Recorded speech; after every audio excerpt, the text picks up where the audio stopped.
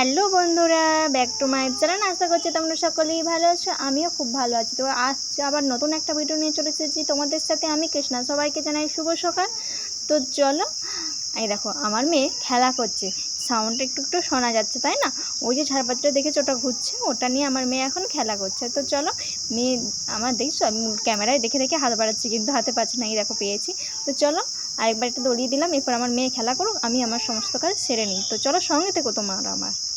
তো বন্ধুরা দেখো, আমি প্রথমে মেয়ের জামা কাপড়গুলো ধুয়ে নিয়েছি, পরিষ্কার করে একদম ফ্রেশ করে নিয়েছি। এরপর আমি জামা কাপড় রোদ্দুরে মিলে দিচ্ছি। প্রচণ্ড গরম, কী আর বলবো বন্ধুরা, এত রোদ্দুর সকাল থেকে এত রোদ্দুর দিচ্ছে যে বলার কিছু নেই। মানে 10-11টা বাজলে যে কী হবে তোমরা দেখতেই পাচ্ছ ক্যামেরাতে, এত রোদ দিয়েছে কিচ্ছু বলার নেই।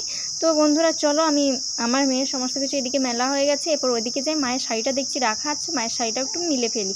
মা হয়তো শাড়িটা এখানে রেখে দিয়ে গেছে জলটা ঝরার জন্য। তো চলো আমি মিলে দিলাম। তো তোমাদেরকে আরেকটা জিনিস দেখাবো, আমাদের গাছের আম পাকতে শুরু করে দিয়েছে। এই দেখো বন্ধুরা, আমগুলো ডাসিয়ে গেছে এবং পাকবনও চলেছে, 2-1 দিনের মধ্যেই আমগুলো পেকে যাবে। দেখেছো একটু শক্ত আছে তাই আমি রেখে দিলাম, বললাম ঠিক আছে তোরা তাড়াতাড়ি পাক।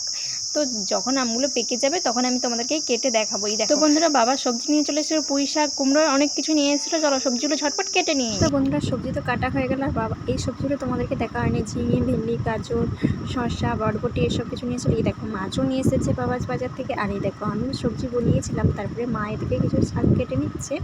তো মা শাকগুলো এদিকে কাটছে, আমি এদিকে মাকে শাক বেছে দিচ্ছি।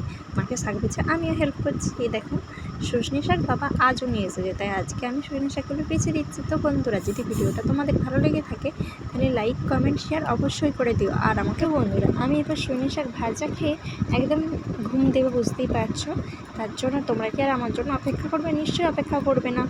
তো আমি যদি ঘুমিয়ে যাই তোমরা কি আর ক্যামেরার দিকে তাকিয়ে থাকবে না? তাই আমি বলছি চলো ভিডিওটা এখানেই শেষ করি, দেখা হবে নতুন একটা ভিডিও তোমাদের সাথে। তো ভিডিওটা যদি ভালো লেগে থাকে লাইক, কমেন্ট, শেয়ার অবশ্যই করো। চলো টাটা, আজকে এই পর্যন্তই, বাই।